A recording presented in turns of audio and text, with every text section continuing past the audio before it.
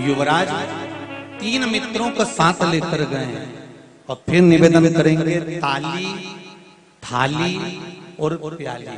प्रशंसा करने वालों से भी दूर रहना, होटल में ले जाकर खिलाने वालों से भी दूर रहना और प्याली लेकर पिलाने वालों से भी दूर रहना। ये कब बर्बाद कर देंगे आपको मालूम नहीं पड़ पाएगा, जीवन नरक कर देंगे। इनसे दूरी बनाना। श्री शिवाय नमस्तुभ्यं। इस मंत्र का जब भी कथा के बीच में जा पाए 2 क्षण के लिए स्थिर होकर उस मंत्र को बोलो और बाबा से प्रार्थना करो कि बाबा हमारी मनोकामना पूर्ण करना। सुना है कि शिव महापुराण की कथा को जो दिल से सुनता है उसकी कामना 3 महीने में पूरी कर देता है। ऐसा तो देव अधिदेव महादेव है। ऐसी कृपा मंत्र का श्री साथ में बोलिए श्री शिवाय नमस्तुभ्यं। थोड़ा दम से बोलिए श्री शिवाय नमस्तुभ्यं। भगवान शिव का स्मरण। युवराज ने देखा वन में जाकर एक हंस पानी के सरोवर के पास में घूम रहा है।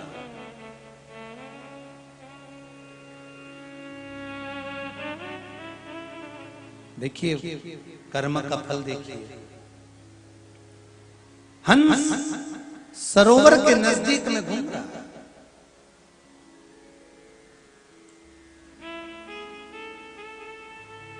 और पीछे पीछे उसके बच्चे भी घूम रहे हैं हंस के।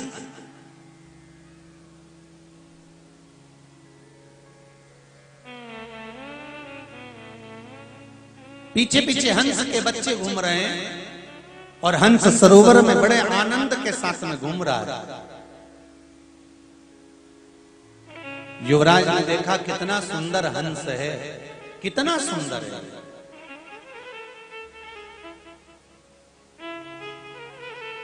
बड़ा बड़ा सुंदर अलौकिक छटा इसके चेहरे पर, इसके स्वरूप में है।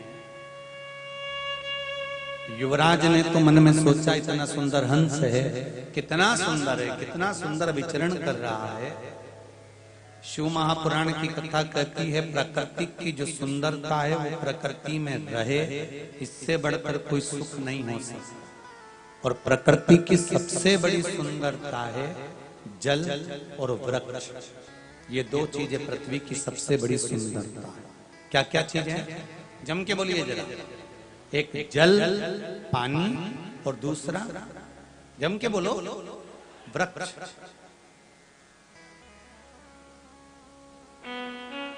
जल रहेगा और वृक्ष रहेगा तो ये पृथ्वी की सुंदरता बनती है। युवराज ने विचार करा इतना सुंदर हंस है, मैं इसके सुंदर सुंदर छोटे छोटे बच्चे हैं इनको पकड़ता हूं। पर मित्र जो होते हैं ना, साथी जो होते हैं, दोस्त जो होते हैं ना, ये थोड़ी सी राय तो देते हैं पर अलग तरह की देते हैं।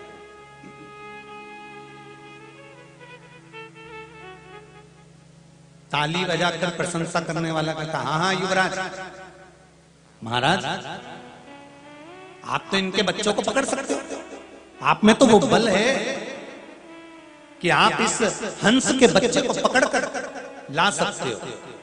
चलो हम भी आपकी हेल्प करते हैं, सहायता करते हैं। इतने में दूसरा मित्र बोला रुको रुको रुको, अगर मान लो हंस के बच्चों को पकड़ा लेकर आए और हंस ने देख लिया ना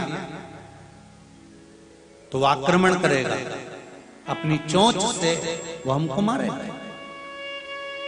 फिर तीसरा बोला एक काम करो, जब हंस के नेत्र ही नहीं रहेंगे तो उसको मालूम कहां से पड़ेगा कि उसके बच्चे हमारे पास में। बहुत ध्यान देना शिव पुराण के ऊपर। बहुत दूर दूर से आप लोग केवल कथा सुनने के लिए आए, इतनी चिरचिराती हुई गर्मी में केवल कथा सुनने के लिए आए। छूटना नहीं चाहिए जरा सी भी कथा, क्योंकि शिव महापुराण की कथा है, साधारण कोई पुराण नहीं है महाराज। इसको सुन लोगे तो बाबा तुम्हारी मुराद, तुम्हारे मन की अभिलाषा पूर्ण कर ही देगा। अब दिल से सुनो और दिल से उतारो इस कथा को अपने जीवन में।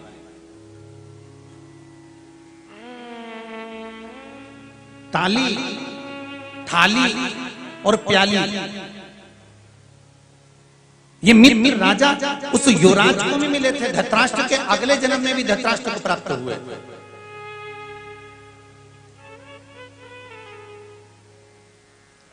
और हमको भी मिलेंगे। ऐसा नहीं कि आपको और हमको नहीं प्राप्त होंगे, ऐसे दुनिया में बहुत लोग मिलते हैं। बस आए बैठे, जब आपका जीवन का सुख का समय होता है, आपका जब शान का समय होता है, आपकी जब दौलत का समय होता है, सत्ता का समय होता है, वैभव का समय होता है, तब बहुत मित्र आपके पास में आकर खड़े होंगे। जब आपकी युवानी का समय होगा, जब आप युवान पद पर होंगे, जब आपके भीतर युवानता झलकेगी, तब आपके बहुत मित्र होंगे।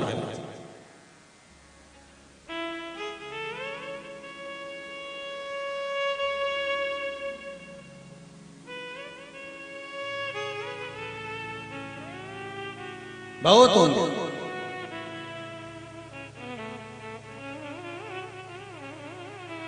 भाई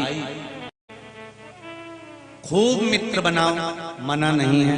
खूब सखा बनाओ, मना नहीं है। पर एक बात का ध्यान रखना, जिस धर्म से जुड़े हुए हो, जिस संप्रदाय से जुड़े हुए हो और जिस सनातनियों में जुड़े हुए हो, उन सनातनियों को ही बनाना। सनातन से हटकर किसी को मित्र बनाने का प्रयास न करिए। बनाओ, कोई गलत मार्ग पर ले जाकर ना छोड़ दे आप।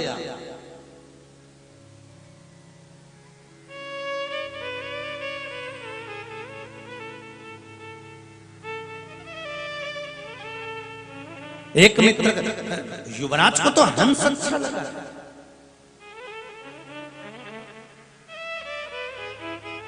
ये जो बुद्धि देने वाले होते हैं ना, बहुत गलत बुद्धि दे देते हैं कभी कभी। बहुत सावधानी की जरूरत है युवान अवस्था में। युवराज कह रहा है हंस अच्छा है, हंस के बच्चे अच्छे हैं। युवराज के मन में पाप नहीं था, पर एक ने कहा कि पकड़ सकते हो आप हंस के बच्चे को। दूसरा कहता है कि नहीं, हंस आक्रमण कर देगा। तीसरा कहता है अगर हंस के नेत्र ही नहीं होंगे तो उसको दिखेगा ही नहीं, और दिखेगा नहीं तो उसको क्या मालूम कि उसके बच्चे पकड़ाई में आए कि मर गए।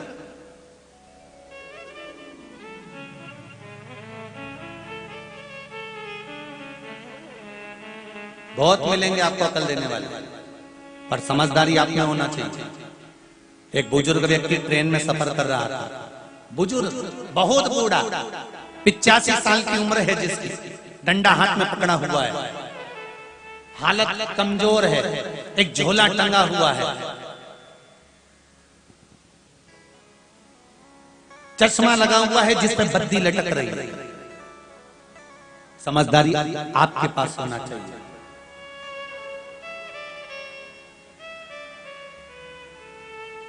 पांच लड़के जवान ट्रेन में चढ़ गए। वो भी ट्रेन में बैठा था बुजुर्ग, और पांचों लड़कों ने चढ़कर बैठकर ठिठोली करना प्रारंभ करा, हंसी उड़ाना प्रारंभ करा। जब ट्रेन में ठिठोली करना प्रारंभ करा, हंसने लगे, ठहाके लगाने लगे, अपनी मस्ती में खूब ठिठोलियां करने लगे। इतने में एक दोस्त की निगाह चेन पुलिंग पर गई। एक ने कहा ये चेन खींच दो तो ट्रेन रुक जाती है। दूसरे ने कहा तूने कभी खींची? नहीं, खींच भी मत देना, जेल में पटक देंगे या फिर 500 रुपए का जुर्माना हो जाएगा।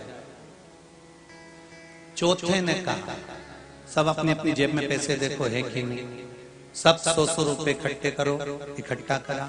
एक व्यक्ति ने अपनी जेब में रखा, क्या चेन खींच, 500 ही लगेंगे ना, इससे ज्यादा तो नहीं लगेंगे। दोस्त है, अभी ठिठोली कर रहे थे, अब मजाक करते हुए बेकार कर्म की ओर आ गए। खींचो चेन, चेन खींची। इतने में 5वां बोला 500 रुपए भी नहीं जाएंगे, चेन खींच दो। जैसे ही टीसी आएगा, पुलिस वाला आएगा, अपन कह देंगे ये बुढ़े ने खींची है। इस बुढ़े का नाम लगा, इनने चेन खींची, टीसी आ गया, पुलिस वाला आ गया, और टीसी ने आकर पूछा चेन किसने खींची? जवान लड़के ठहाका लगाकर, ये बुढ़ा बेटा तो है, चश्मा लगा के डंडा लेकर इस बुढ़े ने खींची। बुढ़ा बैठा था, भजन कर रहा था। पुलिस वालों ने कहा क्यों बाबा, ए दद्दा, ए बब्बा, चेन तुमने खींची? डोकरा धीरे धीरे उठकर बोला आओ हमने खींची। तुमने काहे खींची? इन 5 ने मेरे 500 रुपए छुड़ा लिए।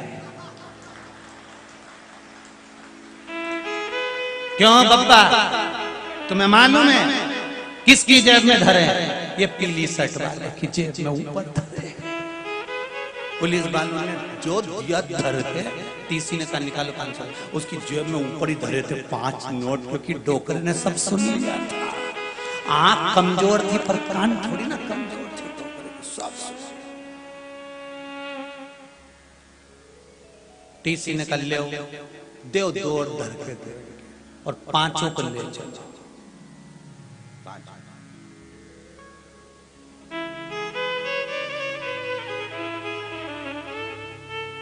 मित्र उपद्रव करवा सकते हैं, मित्र आपको अपशब्द कर सकते हैं, मित्र आपको गलत मार्ग पर ले जा सकते हैं, पर एक मित्र ऐसा भी होता है, सारे मित्र गड़बड़ नहीं हो सकते, एक मित्र ऐसा भी होगा जो तुम्हें सतमार्ग पर लेकर जाए, पर वो सत्कर्मी ही होना चाहिए, भजनावली ही होना चाहिए। पर आप लोगों की आदत इतनी बुरी है, जो भजन करने वाले होते हैं ना, उनसे तुम्हारी दोस्ती जरा कमी होती है। डेंटिंग पेंटिंग वालों से तुम्हारी दोस्ती बहुत जोरदार होती है। जो तुम्हें लगे नहीं कि जोरदार, जरा कपड़े मपड़े भी ऐसे फालतू के पहने और जो बहुत टिप टाप दिखे ना, तुम दोस्त ऐसों को बनाना चाहते हो, ऐसे नहीं कि जो भगवान की भक्ति में डूबे हुए हो, राम नाम कृष्ण नाम में डूबे हुए हो, भगवान की चर्चा में लगे हुए हो। कभी छुट्टी लग जाए तो गिरि गोवर्धन की परिक्रमा करने चले गए हो, कभी छुट्टी लग जाए तो नर्मदा का स्नान करने चले गए हो, कभी छुट्टी लग जाए तो भोजपुर दर्शन करने चले। ऐसे मित्र नहीं भाएंगे तुम्हें, मित्र वो भाएंगे छुट्टी लगी, कहाँ चलना है पार्टी मनाने के लिए, कहाँ चलना है एंजॉय करने के लिए, चले भोपाल।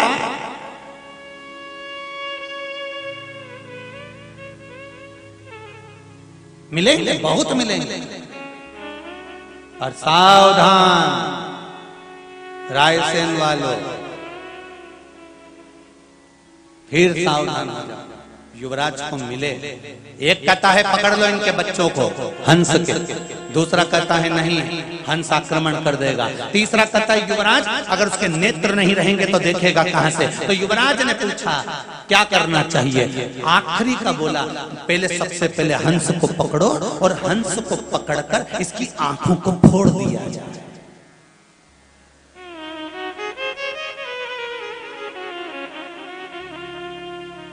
हंस को पकड़कर इसकी आंखों को फोड़ दो। जिस व्यक्ति ने प्रश्न किया था कि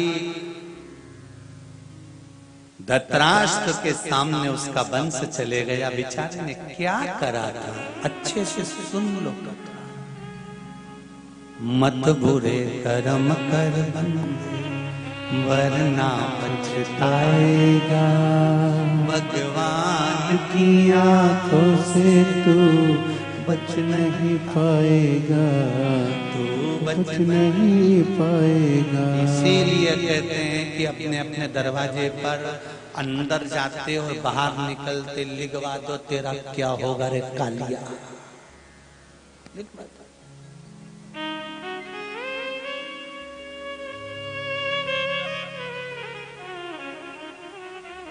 हमने पूर्व में कौन सा कर्म करा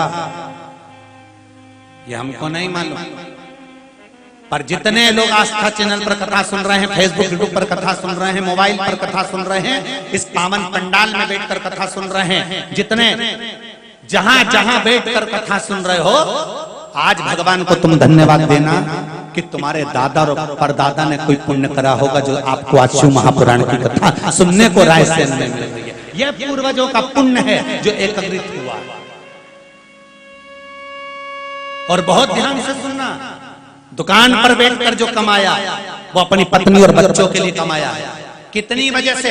सुबह 8 बजे से दुकान खोलकर बैठे थे, नौकरी करने में कमाया वो पत्नी और बच्चों के लिए करवाया, सर्विस करने में कमाया वो पत्नी और बच्चों के लिए कमाया, व्यापार करा तो पत्नी और बच्चों के लिए कमाया, बच्चों को पढ़ाना है, बच्चों को आगे बढ़ाना है, पत्नी के लिए करना है, हार बनवाना है, रानी हार बनवाना है, ये बनवाना है, वो बनवाना है, अच्छी साड़ी दिलाना है, घर के लिए करना है, प्लाट खरीदना है, दुकान खरीदना है, जितना कमाया पत्नी और बच्चों के लिए कमाया। और आज भी सुबह 8 बजे से रात को 9 बजे तक जब तुम दुकान पर बैठते हो, जो कमाते हो वो पत्नी और बच्चों के लिए कमाते हो।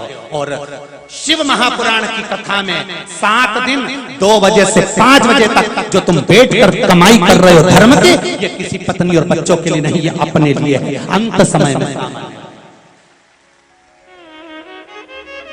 अंत समय में यही काम आने वाला है, कोई दूसरा नहीं आएगा।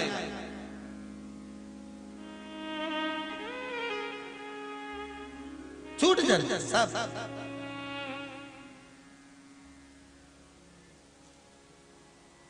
मैंने तेरे ही भरोसे, ओ बाबा तेरे ही भरोसे, हवा बिच उड़ती जावांगी, बाबा डोर हत्तो छठिया में कटी जागी, ओ भोले मैं तेरी पतन, शंभो मैं तेरी पतन, हवा बिच उड़ती जावांगी, बाबा डोर हत्तो छठिया में कटी, सब छूट जाए। इसलिए आपको बार बार कहते हैं, तुमने जो कमाया है, दान नहीं कर सकते मत करो, सत्कर्म नहीं कर सकते मत करो, पुण्य में नहीं लगा सकते मत लगा, किसी को दे नहीं सकते मत दो, पर एक काम जरूर करना, जितनी कमाई करते हो उसका कम से कम 25% अपने ऊपर तो खर्च करो, अच्छे खुश होकर तो जिंदगी जियो, फुल एंजॉयमेंट अपने जीवन को जीने का प्रयास तो करो। कमाने के बाद भी रोके जी रहे हमारा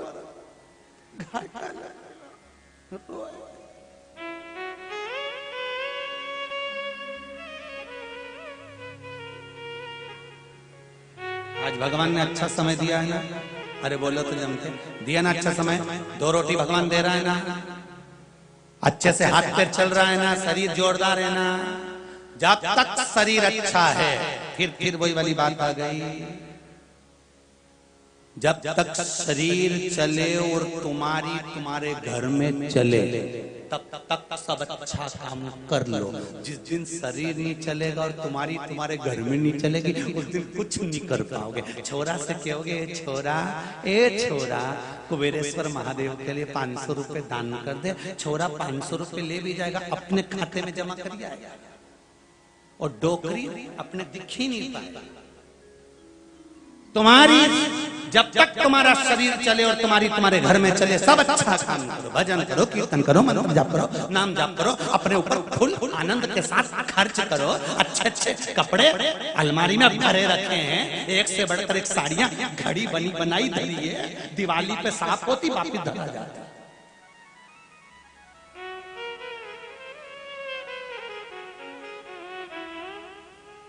प्राण छूट जाएंगे अचानक। कोरोना महामारी आई थी देर, भगवान के पास तो बहुत सारे आइडिया हैं तुम्हें निपटाने के, तुम ये मत सोचना ऐसे कोरोना जैसे ढेर सारे आइटम रखे हैं उनके पास में, 1 मिनट चुटकी बजाते से कजन कित्तों को निपटा देता। और अलमारी में सब कपड़े धरे रह जाते हैं, कई काम नहीं आए, बाद में वो सब पड़े की पड़े रह जाए। कौन पहनेगा? तुम्हारे दादाजी परदादाजी जो मर मर के गए, उनके कुर्ते पजामे आज तक अलमारी में धरे। छोरे से क्यों सिलवा ले, ये ओल्ड फैशन, हम नहीं पहनेंगे।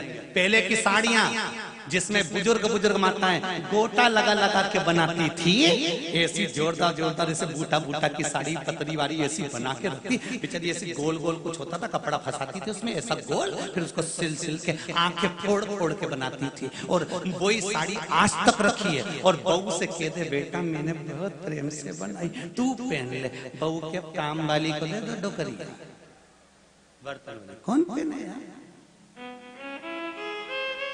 हे निवेदन है, हो बलमस्त जिंदगी जियो, 1 लोटा पानी का भरो, प्रसन्न होकर घर से चलो और शंकर जी के मंदिर में जाकर शंकर भगवान को समर्पित करते चलो, जीवन सार्थक करते चलो, जीवन को आनंदित करते चलो, कुछ नहीं बिगड़ेगा।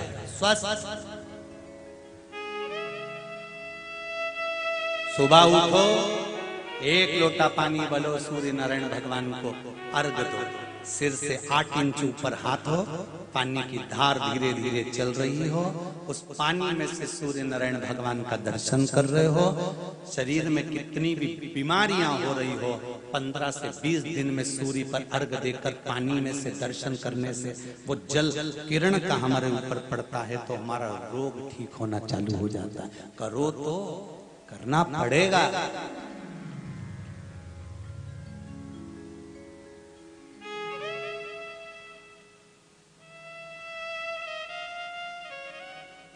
करो बच्चा। शंभो शरणे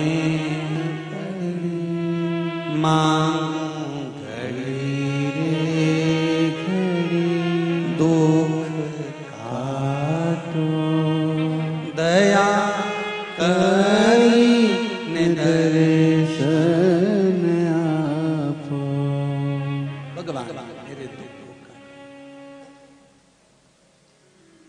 शिव कथा कर बहुत मिलेंगे बर्बाद करने वाले, पर आपकी भक्ति अगर दृढ़ है तो शिव आपके साथ है। ये पत्र में कई बहुत सारे पत्र आए और रखे हैं अभी नीचे, ढेर सारे हो,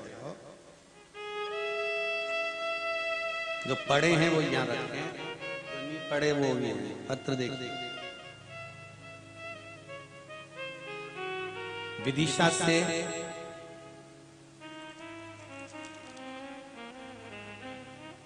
नेहा शर्मा, रॉयल सिटी। कहां बैठी हैं? हाथ उठा सकती हैं। विदिशा से नेहा शर्मा, आप ही हैं बाबू? दोनों हाथ हिलाकर एक बार हर हर महादेव कर दो। हर हर महादेव। आपने पत्र लिखा है,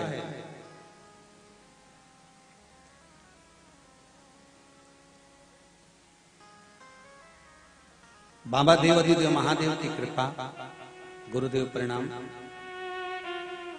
शिव कृपा क्या होती है मैं लिखना चाहता हूं। मेरी जेठानी की तबीयत अचानक खराब हो गई और उन्हें हॉस्पिटल में एडमिट करना था। कुछ समय के बाद डॉक्टर और नर्स सभी ने थोड़ी देर में कह दिया कि इनकी तो डेथ हो गई है, इनके प्राण नहीं है। अब इनका शरीर पे लिखा है डेथ हो गई है, प्राण नहीं है, प्राण समाप्त हो गए। सूचना घर पर आई कि जेठानी के प्राण छूट गए।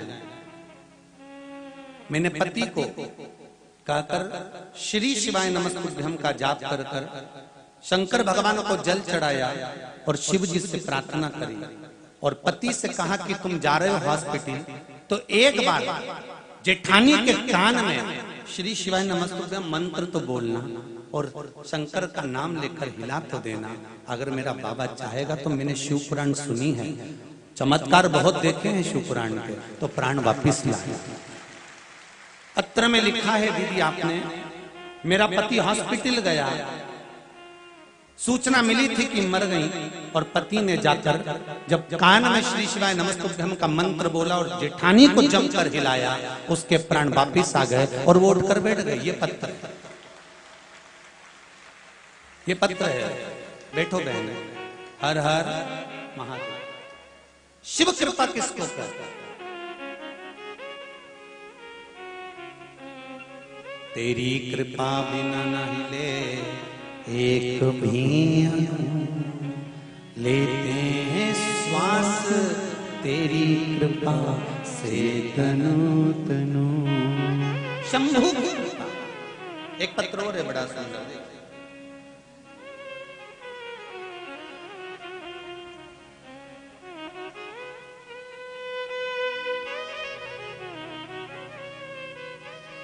पत्र तो बहुत सारे हैं और बहुत सुंदर सुंदर लिखे हैं।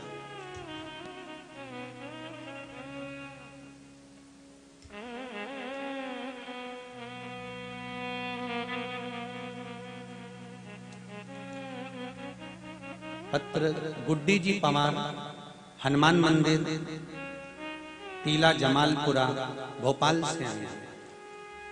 कहीं बैठी हो तो हाथ हिला सकते हैं। कहीं दिख रही है क्या? अच्छा इधर दोनों हाथ हिला दो माता जी। हर हर महादेव।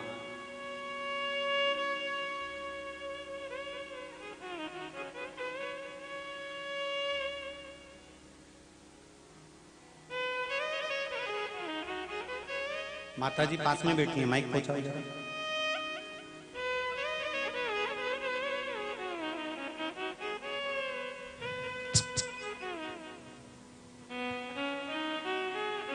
माता जी ने पत्र में लिखा है, गुरुदेव मेरी बेटी का रिश्ता नहीं हो रहा। बाबा देवाधिदेव महादेव से प्रार्थना करी, विश्वास कर बेटी के लिए भगवान शंकर से प्रार्थना करी और शिव महापुराण की कथा को श्रवण किया। हाँ माँ, माइक पहुंचा आपके पास में? श्री शिवाय नमस्तुभ्यम। कहाँ से आई है बहन? भोपाल से। जी क्या नाम है आपका? गुड्डी पंवर। गुड्डी पंवर जी। श्री शिवाय नमस्तुभ्यम। श्री शिवाय नमस्तुभ्यम। आपने इसमें लिखा है मैंने बेटी के लिए, अब बेटी का संबंध हो गया, पक्का हो गया? बधाई हो आपको बहुत बहुत, बेटी के संबंध पक्का होने की। 6/10/2021 को पहली बार कुबेरेश्वर धाम आई थी, इसमें पत्र में लिखा है आपने, सही है? 6/10/2021 को पहली बार कुबेरेश्वर धाम आई थी और बाबा से कहकर आई थी कि मेरी बेटी का विवाह पक्का हो जाए। और गुरुदेव 6/10 को तो मैं आई, 8/11 को 10वें महीने में बोल के आई थी, 11वें महीने में मेरी बेटी का विवाह पक्का हो गया। बहुत बहुत साधुवाद। बैठिए बहन। हर हर महादेव। महादेव। शिव कृपा ही इसको। अब दिल से श्रवण तो करो। आप शिव महापुराण की कथा को जितने लोग सुन रहे हैं, फिर निवेदन करूंगा, अगर दिल से सुनी है तो 3 महीने में अगली कथा जहां होगी ना, वहां तुम भी बैठे मिलोगे। 3 महीने बाद वापिस वहीं मिलने वाले कि बाबा ने मेरा ये कार्य कर दिया और मेरे को यहां बुलाया। शिव कृपा है। शंभु। हमने पूछा कितने घंटे तपाते हैं, तो कहा 2-2.5 घंटा वो बिल्कुल सूर्य की तपन में और तपते हैं। हमने कहा ठीक है, यही की यही। देवऋषि नारद के मन में भी एक प्रश्न खड़ा हो गया था कि मैं जितनी बार भगवान का नाम लेता हूं, संसार का व्यक्ति उतनी बार नाम नहीं ले सकता। तो भगवान ने उनके हाथ में खीर का पात्र दे दिया था, खीर का कटोरा दे दिया था और कहा था ये खीर का कटोरा ले जाओ, और भगवान विष्णु ने कहा ये शंकर जी को देकर आओ, पर मैं इसमें से एक बूंद खीर भूमि पर नहीं गिरना चाहिए। नारद जी उस खीर के पात्र को लेकर गए, शंकर भगवान को ले जाकर दिया। बड़े आराम से बैठे। शंकर जी ने पूछा, नारद जी बहुत थके थके दिख रहे हो। नारद जी बोले, कोई टेंशन नहीं है, बस खीर यहाँ तक पहुंच गई, उसी की चिंता थी। खीर दी।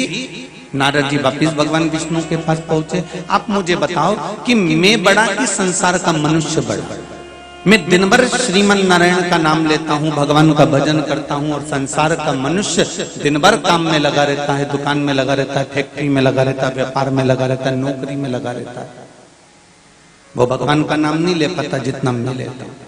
अब आप ये बताओ कि मैं बड़ा कि वो बड़ा है? भगवान विष्णु ने कहा, ये बताओ देवऋषि नारद, तुम खीर लेकर गए थे तो भगवान का नाम कितनी बार लिया था? देवऋषि नारद कहते हैं, नाम लेता तो खीर टपक जाती। अगर मान लो मैं नाम लेता तो खीर नीचे गिर जाती, खीर लुढ़क जाती, खीर टपक जाती, इसलिए नाम नहीं लिया। मैं तो बस तुरंत जाकर शंकर जी को देकर आ गया। भगवान विष्णु ने कहा, नारद, जैसा काम तुम्हें दिया वैसा काम संसार के एक एक मनुष्य को दिया है कि काम करते रहे, नाम जपते रहे। तूने खीर ले जाते एक बार भी मेरा नाम नहीं लिया। कम से कम दुनिया के लोग काम करते करते राम नाम और कृष्ण नाम और शिव नाम लेते तो हैं, इससे बढ़कर और क्या चाहिए?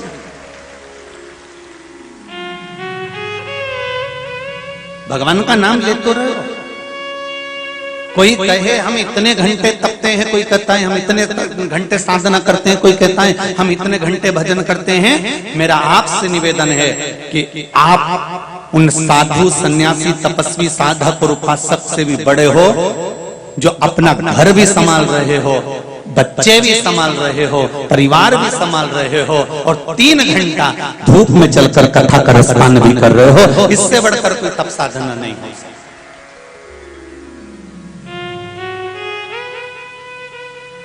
और ये तो कुबेर भंडारी की कथा है, शिव महापुराण की कथा है।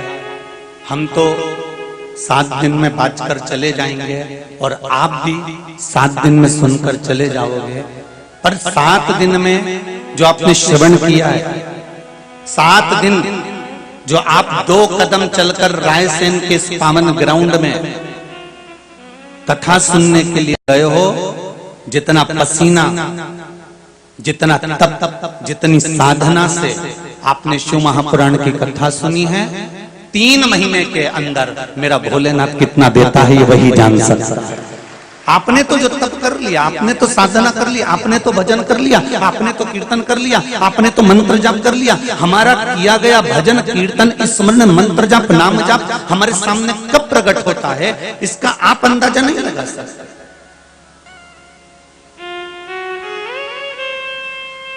बस अगर ये मनुष्य की देह मिले, ये मानव का शरीर मिले, ये शरीर अगर प्राप्त हुआ है तो इसमें कुछ अच्छा कर जाना।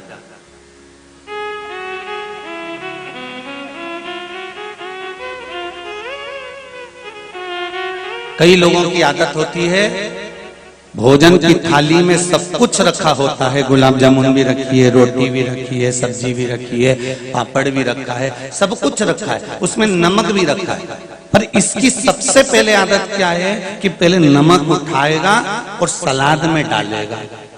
अरे पहले कुछ मीठा तो उठा ले थाली में से।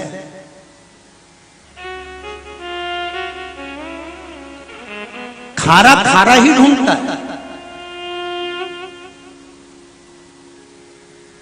2 तरह के लोग भोजन करने बैठते हैं। एक थाली आई, भगवान को भोग लगाया, हाथ जोड़ा, भगवान से नमन करा, प्रार्थना करी, और इन्हें सबसे पहले खीर ने, गुलाब जामुन ने, बालूशाही ने, मीठा कुछ भी रखा था उसमें से थोड़ा सा लिया और मुंह में रखा, उसमें नमक को हाथ नहीं लगाया। पर कई लोगों की आदत रहती है, सबसे पहले जो भोजन की थाली आई, इन्हें सबसे पहले नमक उठाया और सलाद में बुरबुराया, और फिर सबसे पहले इन्हें सोचा कि मेरे बराबर वीआईपी कोई नहीं, मतलब मैं ही खाना जानता हूं।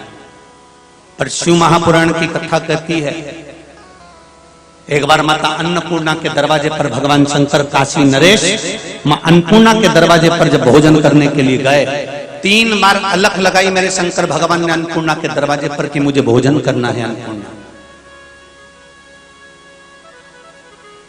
मेरा शंभू मेरा त्रिकालदर्शी, मेरा कैलाशी, मेरा अविनाशी, मेरा शिव 3 बार आवाज लगाए कि अन्नपूर्णा हमको भोजन करना है, अन्नपूर्णा हमें भोजन करना है, अन्नपूर्णा हमें भोजन करना है। आज अन्नपूर्णा देवी ने भोजन की वही थाली लगाई जैसे आपकी पत्नी आपके सामने लगाती है, जैसे आपके रिश्तेदार आपके सामने लगाते हैं, जैसे आपका परिवार का व्यक्ति आपके सामने लगाता है। वही थाली, वही नमक, वही मिर्ची, वही पापड़, वही गुलाब जामुन, वही इमरती, वही भजिया, वही पकौड़ा, सब कुछ लगाया।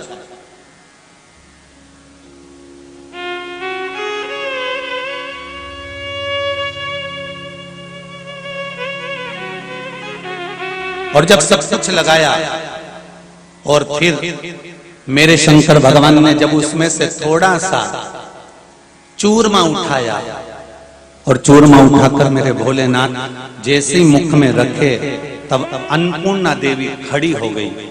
अन्नपूर्णे सदा पूर्णे शंकर प्राण वल्लभे, शंकर भगवान के हृदय में निवास करने वाली मां अन्नपूर्णा, भगवान शिव के हृदय में निवास करने वाली मां अन्नपूर्णा उसी समय पर सामने आकर खड़ी हो गई और भगवान शिव के सामने आकर खड़ी होकर कहा अन्नपूर्णा देवी ने, धन्य है विश्वनाथ, आप धन्य है। कई लोग कहते हैं भगवान शंकर को विश्वनाथ क्यों कहते हैं?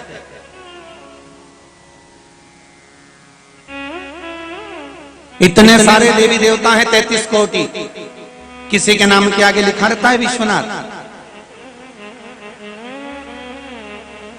विश्व का नाथ एक ही है, मेरा शंभु, मेरा शंकर, मेरा ओघड़दानी, मेरा त्रिकालदर्शी, मेरा कैलाशी, मेरा शिव, दूसरा कोई नहीं। क्यों कहा गया विश्वनाथ? तो माता अन्नपूर्णा देवी ने कहा, धन्य है शंभु, धन्य है मेरे जगत के नाथ, मेरे विश्वनाथ, आप धन्य है। आज मैंने भोजन की थाली में थोड़ा सा खार भी रखा था, आज मैंने भोजन की थाली में थोड़ा सा खार, थोड़ा सा नमक भी रखा था और आपने उस भोजन की थाली में से केवल मिष्ठान उठाया है।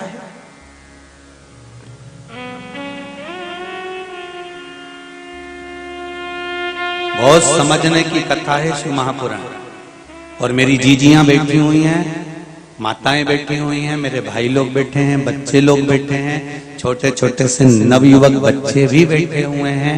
उनसे कहूंगा कि पहले अगर भोजन करने जाना, चाहे होटल में कर लो, चाहे जाकर घर में, चाहे मेहमानी में कर लो, नमक को हाथ बाद में लगाना, ये शिव महापुराण की कथा कर रही है। वो बाद में छुआ जाए, वो बाद में छूना, सबसे पहले भोजन को हाथ लगाना। क्यों?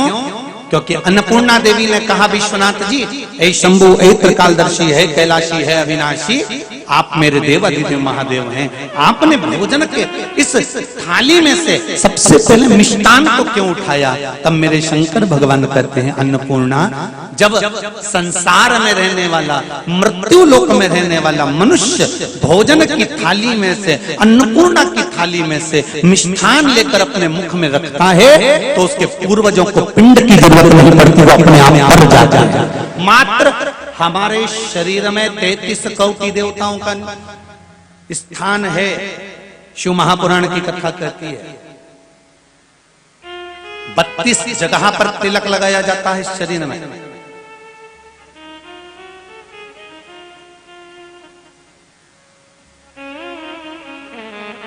द्वादश तिलकों का प्रमाण है हमारे शास्त्रों में। नित्य कर्म में अगर पढ़ेंगे तो द्वादश तिलक का प्रमाण मिलेगा। शिव महापुराण को, देवी भागवत को, स्कंद पुराण को, ब्रह्मवेत्ता पुराण को, नर्मदा पुराण को, पद्म पुराण को अगर उठाकर देखेंगे तो उसमें 32 जगह पर तिलक लगाने का वर्णन मिलेगा, त्रिपुंड लगाने का वर्णन। दोनों भुजाओं पर नारायण लक्ष्मी विराजमान हो, हृदय में शिव विराजमान है, घुटने पर संत पत्नियां बेटियां विराजमान है, नेत्रों पर सूर्य चंद्र विराजमान है, श्रवण पर देव आदिक विराजमान है। जरा हमारे शास्त्र तो उठाकर देखो कि मनुष्य के प्रत्येक अंग पर, मनुष्य के प्रत्येक शरीर पर जहां जहां आप देखेंगे वहां कोई ना कोई देवता विराजमान है, कोई ना कोई देव विराजमान है।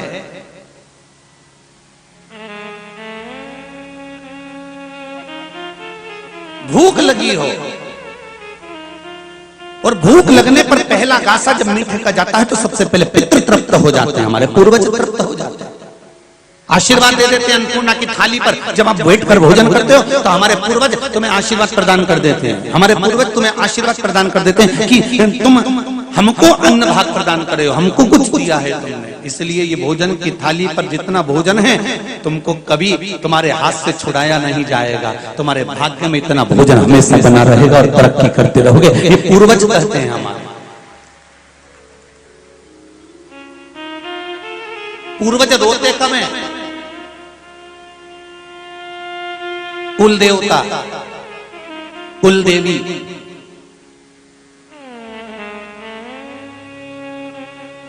अब शब्द श्राप बद्दुआ कब देते हैं? बोलो रे रायसेन वाले, खूब कथा सुनते हो तुम लोग भी हो। कल रात्रि को देखा जब हम आए तो रायसेन के दोनों साइड आप लोग खड़े होके न बिल्डिंग कैसे न नीचे न ऊपर, और क्या पता तैयारी करके बैठे थे, क्या करके बैठे थे, फूल तोड़ तोड़ के इकट्ठा करके, और जो धम धम मार रहे थे।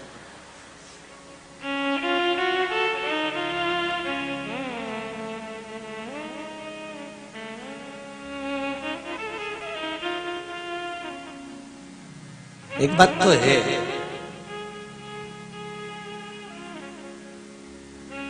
रायसेन रायसेन ये तो है, दमदारी तो है हो, और तुम लोगों की भक्ति की दमदारी भी बहुत बहुत हृदय से भगवान की भक्ति में रमे हुए हो। इससे बढ़कर कोई सुख नहीं है हमारा। और क्या किसको रोइए, चादर तान के सोइए, आग लगे बस्ती में अपन मस्ती में। क्या फालतू के नाटक में पढ़ना, ने उसने ये कह दिया, ने उसने वो दे दिया, ने उसने यूं बोला, ने उसने यूं बोला, कहीं नहीं करना अपने। आती आती दो चार दरवाजे पे केती केती आना, कथा में चल रही है क्या, वो पूछे क्यों, नहीं नहीं गुरुजी ने एक कथा में कहा था, कथा में जाने वालों का अगला जन्म छिपकली करनी होता, तो तू चल रही है क्या, बस इतना पूछ ले।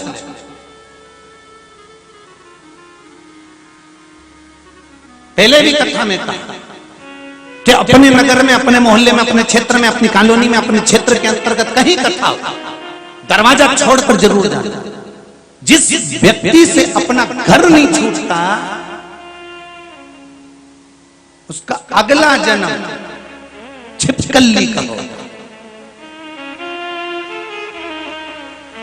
सियोर वाला महाराज नहीं बोल रही हो, नहीं तो तुम हमको कह दो कि तुमने ऐसा बोला। नहीं, गरुड़ पुराण में लिखा, और गरुड़ पुराण में तुम पढ़ लेना। क्यों?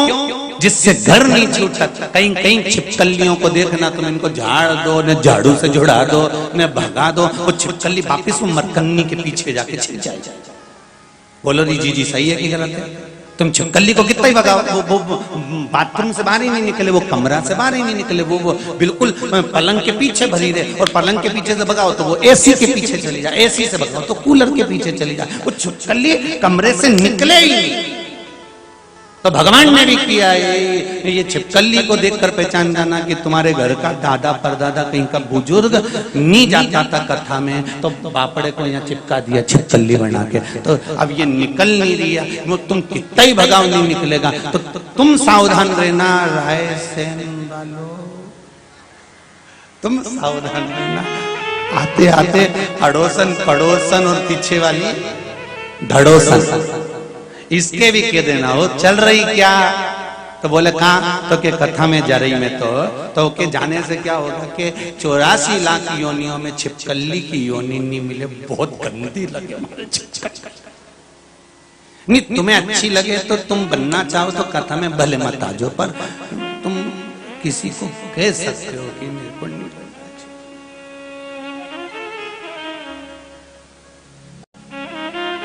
पितृदेव, कुलदेव, हमारे घर के बुजुर्ग, बद्दुआ कब देते हैं?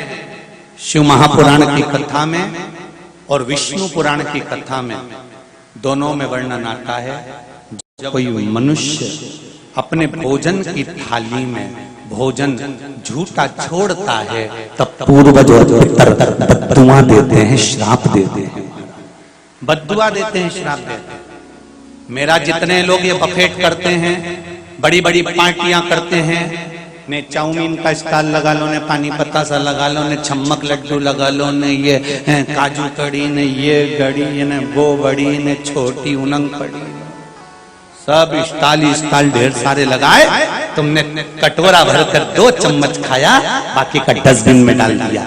आधी चम्मच खाया, डस्टबिन में पटक दिया। प्लेट में जितना लिया भर कर ले लिया, नहीं खाया पटक दिया। काजू कड़ी भी पटक दी, ने पालक पकौड़ी भी पटक दी, ने ये भी पटक दी। तुमने तो पटक दिया, पर शिव महापुराण की कथा और विष्णु पुराण कहती है कि उस अन्न की थाली में जितना अन्न तुमने झूठा छोड़ा है, तुम्हारे पूर्वज तुम्हें बद्दुआ प्रदान करते हैं। उसकी एक कथा शिव महापुराण के अंतर्गत आती है, आप ध्यान लगाकर सुनिए। कर्म हम बुरा करते हैं तो भोगना भी हमको ही पड़ता है, इस जन्म में नहीं तो अगले में भोगोगे। पर शिव महापुराण की कथा तो कहती है कि अगला जन्म किसने देखा? ना तो सीवर वाला महाराज देख के आया, ना रायसेन वाले देख के आए, और जो गए देखने वो आज तक नहीं आए। और तुम्हारा कोई रिश्तेदार गया, उससे पूछ लेना फोन लगा के, ऊपर हालत कैसी है।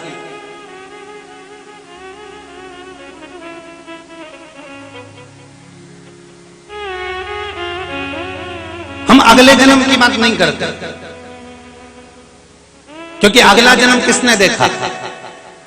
बोलो तो जरा दमदारी से, तुम लोगों ने देखा है अगला जन्म? किसी ने नहीं देखा। पर शिव महापुराण की कथा कहती है इस जन्म में करेगा तो इसी जन्म में तेरे मरने से पहले मेरा देवाधिदेव महादेव सामने लाकर रख देगा। इसी जन्म का करा हुआ, इसी जन्म।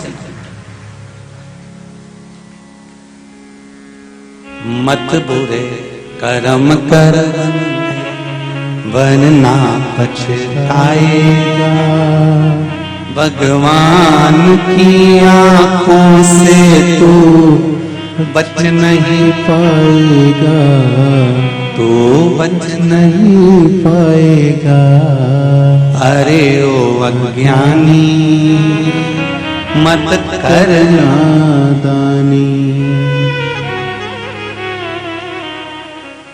तेरे कर्म का फल भी तू ही पाएगा, जैसा किया तूने तेरे आगे आएगा।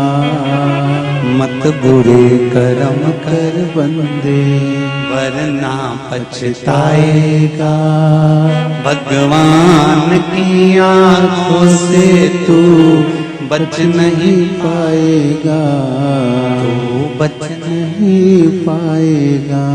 बड़ा मुश्किल है।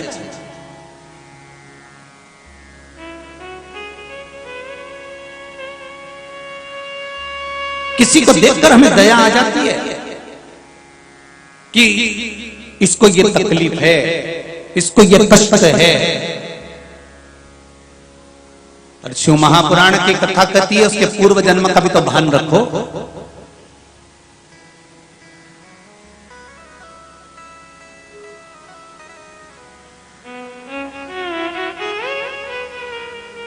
एक लड़के को मोहल्ले के 8-10 लड़के खूब मार रहे थे।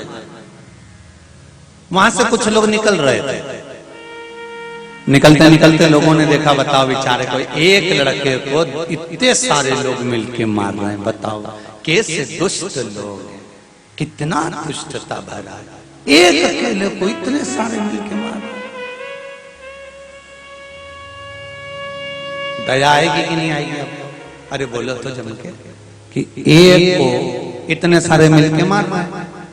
और जब तुम थोड़ी देर तक खड़े हुए, तुमने देखा परखा, तब मालूम पड़ा कि इसको क्यों मार रहे हैं, तो कहा इसने किसी कन्या के साथ में गलत कर्म कर दिया था और उस कन्या को मार दिया था, इसलिए इसको मारा जा रहा है।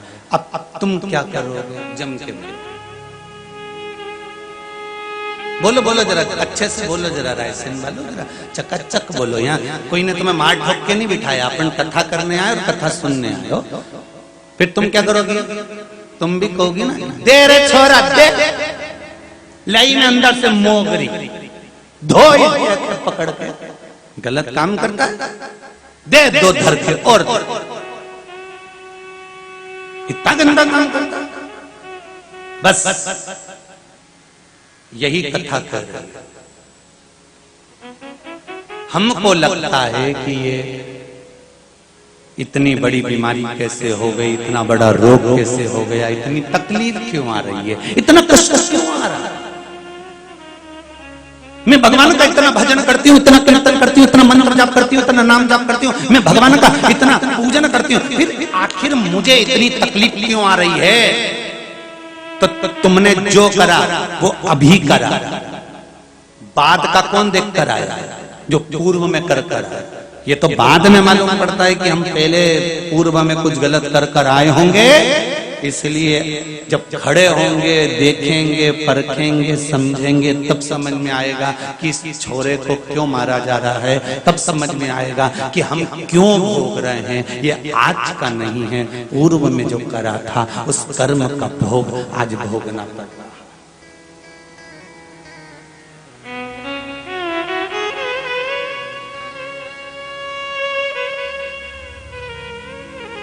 आज सवेरे की बात है, कोई कह रहा था गुरुजी वो धृतराष्ट्र का पूरा वंश मिट गया था।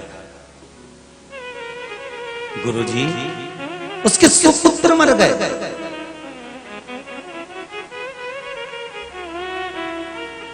बेचारा नेत्र से विहीन था, कितना दुख झेला उस धृतराष्ट्र ने। गुरुदेव कितना दुख झेला। हमने कहा ये तो तुमने धृतराष्ट्र के एक जन्म की कथा देखी है, पूर्व की देखी है? पूर्व की देखना थी।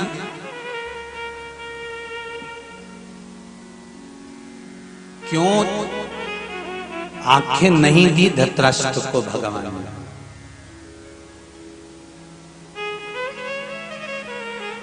क्यों नहीं दी? अगर भगवान दुख देता है ना, तकलीफ देता है, कष्ट देता है, रोग देता है, बीमारी देता है, या कुछ दुख अगर भगवान देता है तो भगवान कहता है कि तेरे भजन जो हो रहा है ना, मैं इस भजन के बल पर तेरा दुख थोड़ा कम कर रहा हूं। नहीं तो तेरे ललाट पर तो इतना दुख लिखा है कि मुझे देना ही पड़ेगा। पर तू जो भजन कर रही है, शिव महापुराण की कथा श्रवण कर रही है, शंकर का स्मरण कर रही है, एक लोटा पानी शंकर जी के मंदिर में चढ़ाने जाती है, एक चावल का दाना, एक पुष्प, एक बेलपत्र शंकर के मंदिर में जो चढ़ाने जाती है, उसका फल है कि तेरा आधे से ज्यादा दुख तो मैं यूं ही ऊपर से काट देता हूं। ये शिव कह रहा है।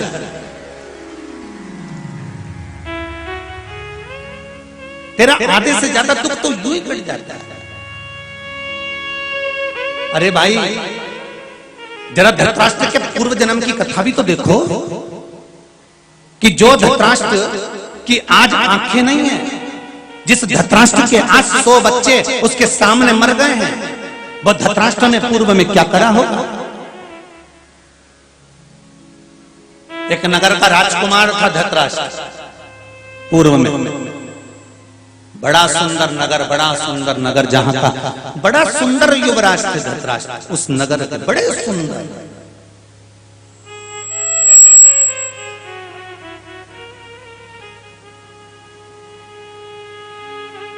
और इतने सुंदर धृतराष्ट्र, इतने सुंदर थे, उस नगर के राजकुमार थे। युवान जब अवस्था आती है,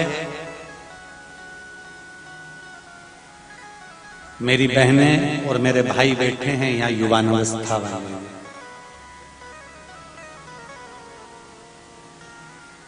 शिव महापुराण की कथा से जितने बुजुर्ग लोग जुड़े हैं ना, उससे 1000 गुना ज्यादा युवान लोग जुड़े हैं इस शिव महापुराण की कथा से। ये गौरव है शिव पुराण, ये आनंद।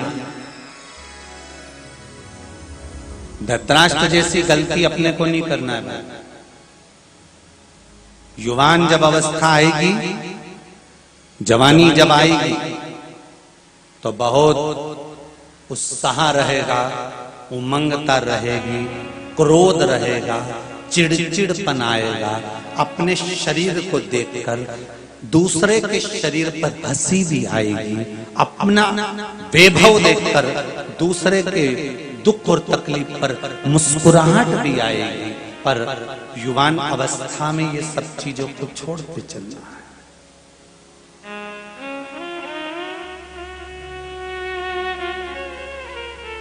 बहुत सावधानी रखना है युवान अवस्था में।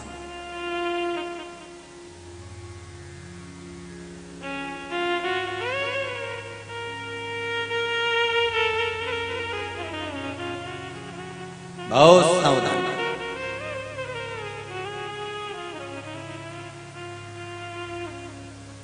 शिव का जब तक आदेश ना हो तब तक पत्ता नहीं हिलता। पत्ता डनलप के गद्दे पर सो रहे हो, सब देख पलट कर चल रहे हो, खूब बचकर रहने का प्रयास करते हो, तो भी कोई ना कोई बीमारी हो जाती है शरीर में। कई लोग तो तंबाकू नहीं खाते तो भी कैंसर हो जाता है। मदिरा का पान नहीं करते, मांसाहार नहीं करते, वैश्यावृत्ति नहीं करते, गलत काम नहीं करते, झूठ प्रपंच छल बेईमानी सबसे दूर है, इसके बाद भी शरीर में रोग हो गया।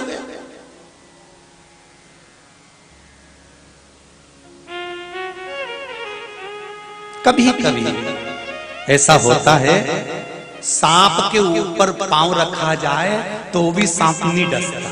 और कभी कभी ऐसा होता है, सांप वहां और तुम जा रही यहां और सांप आकर डस लेता है। बोलो सही है कि गलत है? सांप आएगा और डस लेगा। कारण क्या है?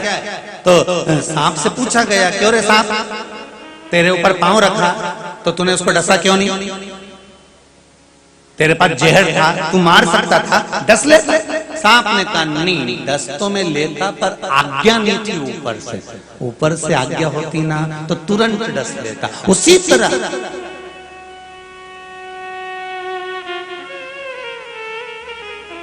जब तक परमात्मा की आज्ञा ना हो तब तक आप अग्रण्य नहीं हो सकते।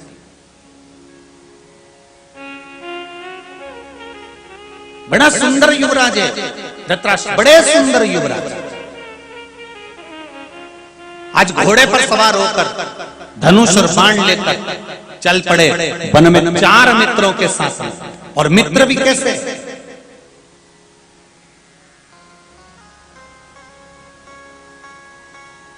तीन मित्र साथ में थे और चौथे थे युवराज। और वो मित्र कोई दूसरे नहीं थे, ताली, थाली और प्याली। ये 3 मित्र व्यक्ति की जिंदगी बर्बाद कर देते हैं। पहला, प्रशंसा करने वालों से दूर रहना। वाह साहब, वाह साहब, वाह साहब, क्या जोरदार, क्या जोरदार। इनसे दूरी बना के रखना, ये कभी भी धक्का मार देंगे, कभी भी।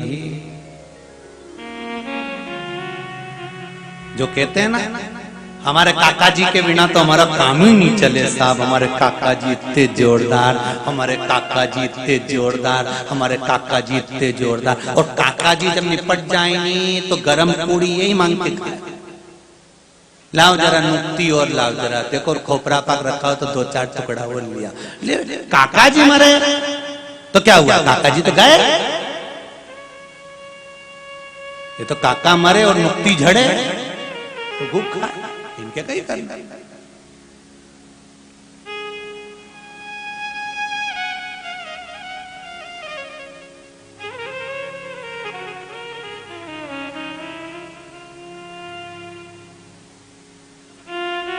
नवरात्र चालू हुई है, आज दूसरा दिन है ना। खूब तैयारी करी होगी तुम लोगों ने भी नवरात्र की। सब लोगों ने खूब जोरदार तैयारी करी हो। 5 किलो आलू, 3 किलो साबूदाना, चिप्स, राजगिरा। और बताओ जीजियों जरा और क्या क्या रह गया इसमें? कितनी तैयारी करी, जितनी तो माता रानी को बिठाने की तैयारी नहीं थी उतनी। और बच्चा कुछ था तो छोरी से पूछ लिया तू क्या क्या खाएगी, तो कि मम्मी मुझे तो साबूदाने की खीर अच्छी लगे। चिंता मत कर, कल महाराज एरिया है, शाम के वही बना तैयार। फिर इधर वाले छोरा, हाँ मम्मी तू कहीं खाएगा? क्यों? कल नवरात्रि बैठी रही है तो मैं तो उपास ही नहीं करूं मम्मी। अब थारा अकेले के लिए कौन रोटी बनाएगा? तू तो जितना बड़ा ही सगला के सगला निपटा जाए। तो छोरा ने सोचा हो अपने कहीं जाए, अपन तो यहाँ खाएंगे ना। दोपहर में दोस्तों के साथ होटल गए, कितनी तैयारी। नवरात्रि आई तो खाने की तैयारियां करी, दिवाली आई तो भी गुजिया पपड़ी, ये मांडना होना तुम जो बनाती ना, मांडना लीपा पोती, है तो तुम पहले ही निपटा लेती। खाने का आइटम बाद में चालू होता। 3 दिन धनतेरस, रूप चौदस और दिवाली का सुबह तक खूब बने सब गुजिया ने, पपड़िया ने, सब बना बनू के तैयार। होली आए तो खाने की तैयारी, दिवाली आए तो खाने की तैयारी, राखी आए, बोलते जाओ जरा जल्दी, तो खाने की तैयारी। एक तैयारी तुमने करके नहीं रखी, जाने की तैयारी कि वहां जाना है और समय का ठिकाना नहीं है कि कब जाना है, कब समय पूरा हो जाए, किस घड़ी कब प्राण छूट जाए, किसको मालूम।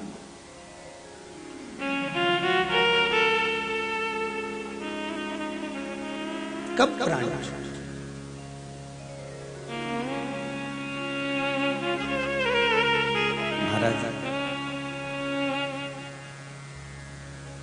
और प्राण अगर छूट भी जाए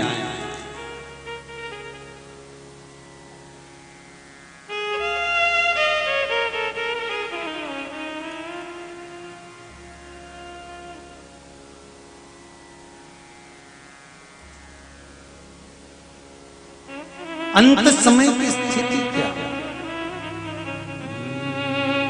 अंत समय प्रभु आना पड़ेगा, वचन दिया तो निभाना पड़ेगा।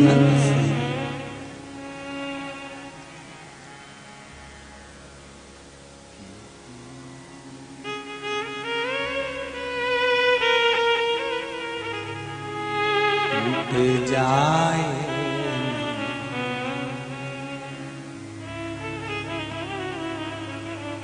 भर लाई गगरिया में राम रस की, भर लाई गगरिया में राम रस की, भर लाई गगरिया में राम रस की, भर लाई गगरिया में राम रस की, में राम रस की, में राम रस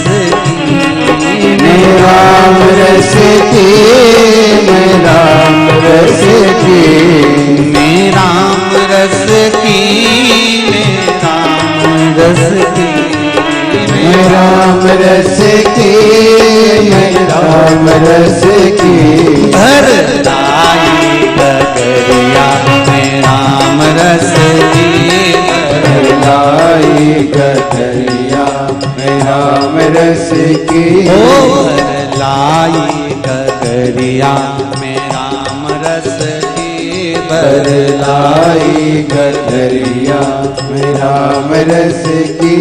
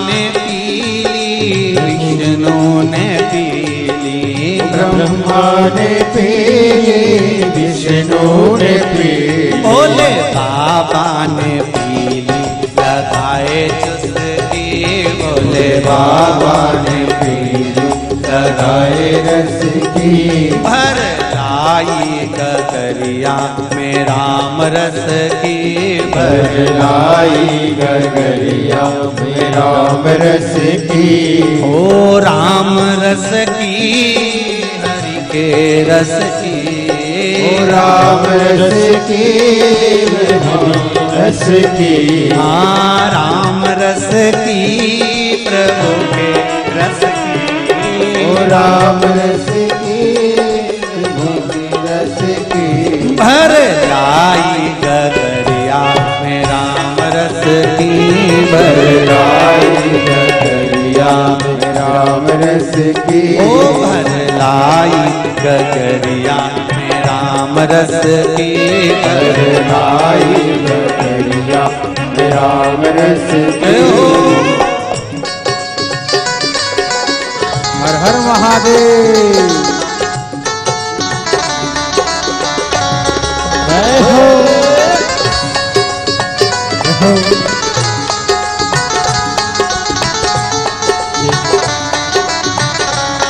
शंकर भगवान की जय।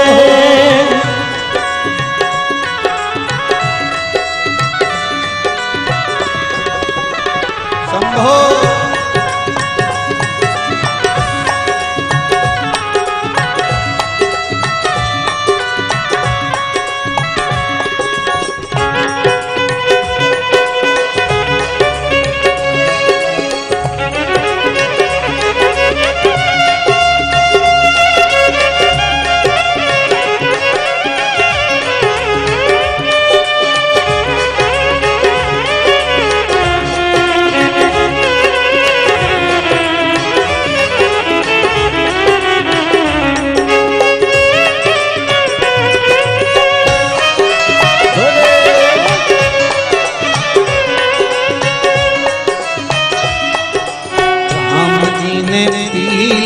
लक्ष्मण ने पीली, राम जी ने पीली, लक्ष्मण ने पीली, ओ राम जी ने पीली, लक्ष्मण ने पीली, ओ राम जी ने पीली, लक्ष्मण ने पीली, भक्त हनुमान ने पीली लगाए चुस्की, भक्त हनुमान ने पीली लगाए चुस्की, भर लाई गगरिया में राम रस की, भर लाई गगरिया में राम रस की, अरे राम रस की, प्रभु के रस की, ओ राम रस की, भूमि रस की, हाँ राम रस की, प्रभु के रस की, राम रस की, प्रभु के रस की, भर लाई गगरिया में राम रस